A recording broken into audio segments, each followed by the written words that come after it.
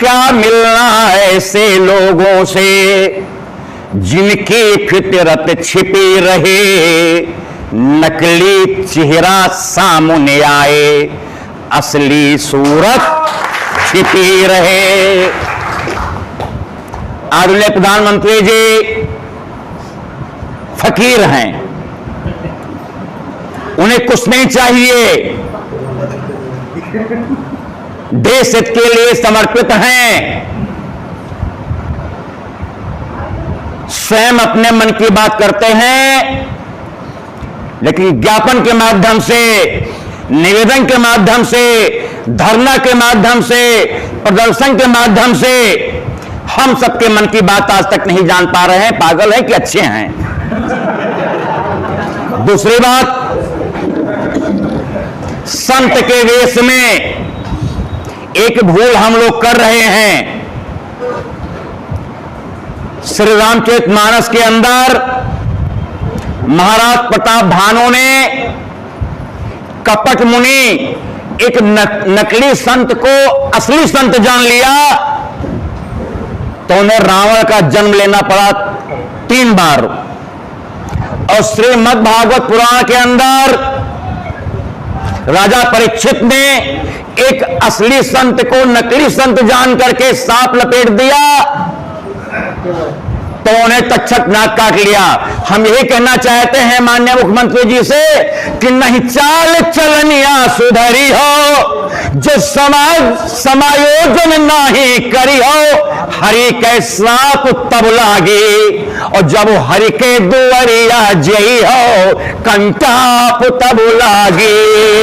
जब हरि के दुआरिया जई हो, कंटाप तब लागी। इन्हीं बात के साथ हमारे शिक्षा मित्रों की आह से न डरे, तो निश्चित रूप से पुनः वही बात फिर से दोहराने के लिए कहा जा रहा है कि नहीं चाल चलनिया सुधरी हो, नहीं वेतन सब कहे बढ़ई हो, समायोजन नहीं करी हो। तो माननीय मुख्यमंत्री जी, इस संत का वेश काम नहीं करेगा। हरि के श्राप जब लागी, प्रभु के श्राप जब लागी, और जब हरि के दुआरिया जई हो, कंटाप तब लागी। जब हरि के दुआरिया जई हो, कंटाप तब लागी। परमात्मा के कंटाप से डरिए, हम लोगों का समायोजन बहाल कीजिए, असली संत होने का परिचय दीजिए। अंदर से भी संत हैं, बाहर से भी संत हैं, इस चीज का प्रमाण दीजिए। यहां सदन में या वहां धरने में या ज्ञापन के द्वारा बहुत ही सुंदर सुंदर शब्दों में, संस्कृत में नहीं होता है। जो हम लोग ज्ञापन देते हैं वह निश्चित रूप से हिंदी में ही होता है। बहुत क्लिष्ट हिंदी ही नहीं रहती है कि माननीय प्रधानमंत्री जी, मुख्यमंत्री जी समझ न पावे, समझने के लिए उन्हें विद्वानों की सभा बुलानी पड़े। लेकिन इतना निश्चित है कि हम सबकी बात को नहीं समझ पा रहे हैं। क्यों? एक छोटा सा संस्मरण हम आपको बता करके अपनी वाणी को विराम देंगे। नारायणपुर में एक कार्यक्रम चल रहा था, राजेश बेटा 1995 में, हम भी उस कथा में विराजमान थे। हमसे कहा गया था कि चंदा भैया हिंदी में न बोलना, केवल संस्कृत में बोलना। अब संस्कृत में 9 दिन की कथा थी, 3 दिन तक कथा सुनाया गया। दिसंबर का महीना था, हमें लगा कि बीच के कुछ लोगों को नींद आ रही है, इसलिए मैंने सहज रूप से कह दिया कि बीच में जो हमारे श्रोता समाज हैं अच्छे हैं, लेकिन ये सो रहे हैं, ये जाकर के अपना नेत्र धुलाइए। मैंने पहले भी बताया है, आज भी सुनिए, फिर से सुन लें। अब 10 लोग उठे और 10 लोग जाकर के बाहर आपस में बात कर रहे हैं। नेत्र क्या होता है? क्या नेत्र हमारे सबके है? ये इस बात के लिए कह रहे हैं कि हमारे माननीय जिलाध्यक्ष महोदय, आदरणीय श्री प्रदेश अध्यक्ष महोदय जिस समय राजा भैया के पास गए थे तो वो पूछ रहे थे शिक्षा मित्र क्या माध्यमिक में पढ़ाता है?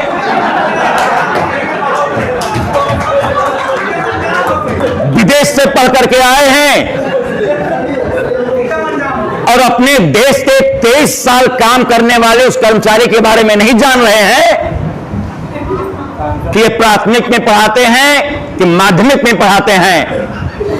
उनको हम ज्ञापन लेकर गए हैं, वो पूछ रहे हैं कि क्या नेत्र हम लोगों के होता है?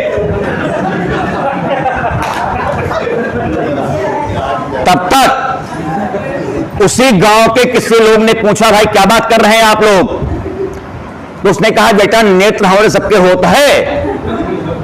तो उसने कहा नेत्र नहीं जानते हो? नेत्र माने गोल।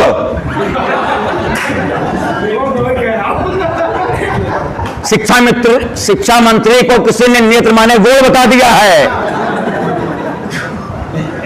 शिक्षक और छात्र अनुपात वो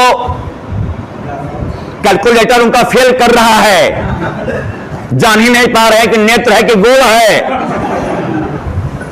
तो उसने कहा कि नेत्र नहीं जानते हो, नेत्र माने होता है गोल। अब सब बड़े परेशान, ठंडी का महीना, भोजन करने के बाद थोड़ा सा हाथ धुला जाता है, पानी छू नहीं मिलता, और ये महात्मा वहां बैठा है नेत्र धुलने की बात कर रहा है। तो कहा नेत्र धुलना है तो पानी लेकर के आओ उन्हीं से। अब सब आए हमारे पास कि महाराज जी जल की व्यवस्था आप कीजिए। तो हमारे पानी पीने के लिए आधा कमंडल से कम पानी, 40% पानी था। मैंने कहा ले जाओ, 10,000 रुपये दे रहे हैं हमें। तो 10,000 में कैसे कुछ हो पाए? तो जैसे हम उनको देख रहे हैं कि आप हमें बता रहे हैं शिक्षक, हम हैं शिक्षा मित्र, तो ऐसे जो लोग नेत्र माने गोल जान करके वहां आए थे पानी लेने के लिए, वो हमको देखने लगे कि 10 दूनी 20 नेत्र धुलना है और पानी है आधा कमंडल। तो हमने कहा कोई दिक्कत है? कहा महाराज 20 नेत्र धुलना है। अब हम नेत्र माने जो डिफाइन किए हैं 10,000 हमारा, उन नेत्र माने गोल समझे बैठे हैं ज्ञापन में।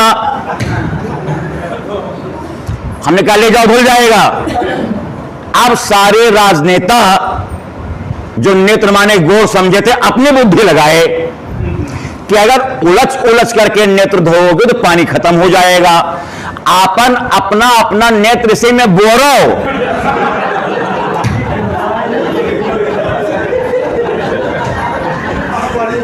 और निकालो, कम समय में धुल भी जाएगा, पानी भी ज्यादा नहीं लगेगा।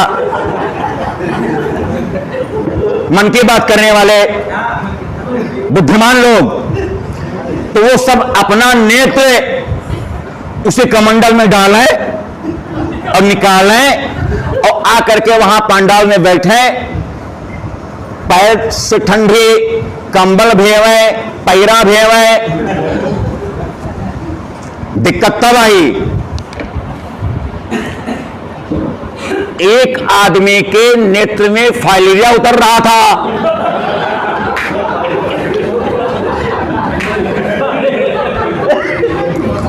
जिसको आम बोलचाल की भाषा में हाथी पांव कहते हैं।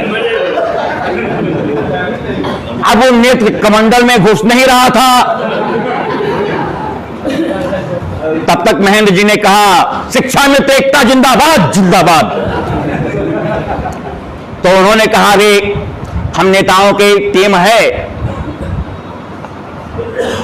शिक्षा मित्रों का समायोजन, हमारे मानदेय की वृद्धि, शिक्षकों के वेतन के बराबर। वो नेत्र में पील पांव वाली बात है, हाथी में पील पांव वाली बात। तो सबने कहा ऐसा करो कि वैसे तो ये नेत्र घुसेगा नहीं, तो सब लोग सहयोग करो। तो नेत्र उठा करके उसे कमंडल में धक्का मुक्का करके फंसाया गया। अब झप से वो तो गया, लेकिन फच से ऊपर तक पानी पूरा धुल गया।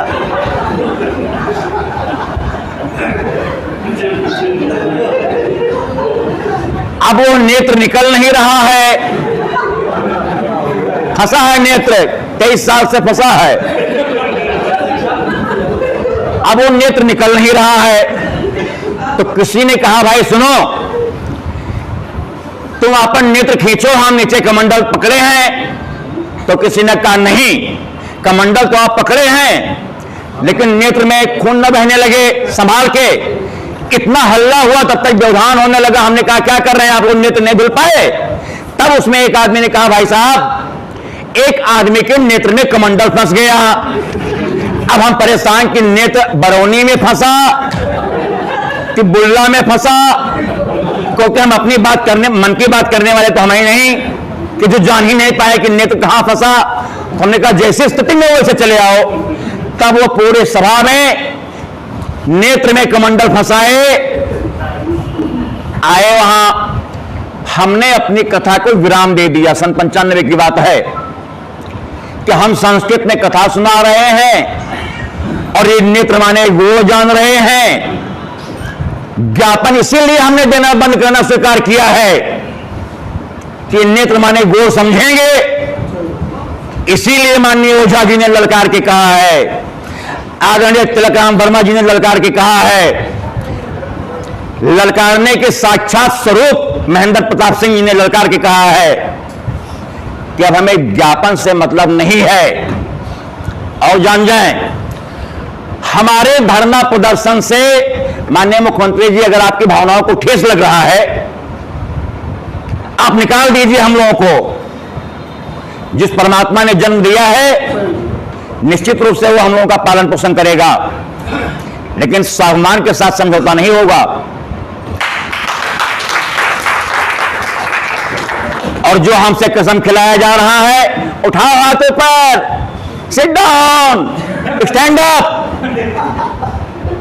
यह हमारी मजबूरी का नाजायज फायदा है। हम आप भी बता रहे हैं, सच्चाई की दुहाई देते देते यदि आप कहीं जीत का परचम हासिल करते हैं, तो अपने खलनायकी सोच से, टिकड़म से, छल से, धूर्ताई से कोई भी अमन चैन पसंद करने वाला व्यक्ति आपको पसंद नहीं कर रहा है इस समय पूरे भारत देश के अंदर। और हमारा शिक्षा में समाज इस चीज को रिकॉर्डेड हम कर रहे हैं, स्पष्ट कह रहे हैं कि चाहे आप हमको निकाल दें और चाहे आप हमारा 80,000 रुपये तनख्वाह कर दें, हम जो थे, जहां थे, जैसे थे वैसे ही रहेंगे। आप नहीं बदलेंगे तो हम नहीं बदलेंगे। इन्हीं शब्दों के साथ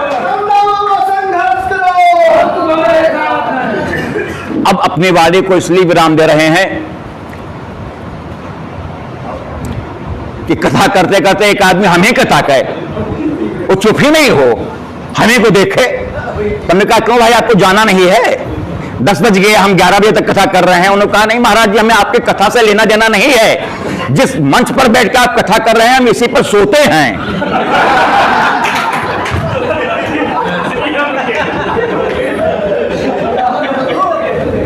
मुझे आपकी कथा से लेना देना, आयोजक चले गए, जिस मंच पर आप कथा कर रहे हैं ये मेरा ही तखत है, मेरे घर से आया है, इसी पर हम सोते हैं। हम ये वेट कर रहे हैं कि आप बैठे, आप उतरे, जाएं तो हम जाके सोएं। वक्ताओं की लिस्ट ज्यादा है। हम दोबारा नहीं चाहते हैं कि माननीय हमारे संचालक महोदय कान में धीरे से कहें कि तुमरे निहायत एक मामा और पैदा हो जाए।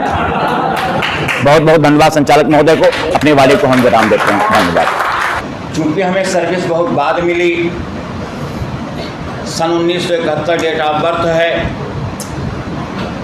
वहाँ इंटर और बीए के पास ही लड़के लड़कियाँ करके वहाँ हमारे सब मित्र बने थे। तो हमारी उम्र सबसे ज़्यादा थी। उसमें चंदा, अब चंदा के साथ में चंदा चाचा, चंदा बाबा, चंदा दादा, ये चाहे आप भूल जाएं, लेकिन चंदा मामा, तमाम पोएम कविताएं बनी हुई हैं।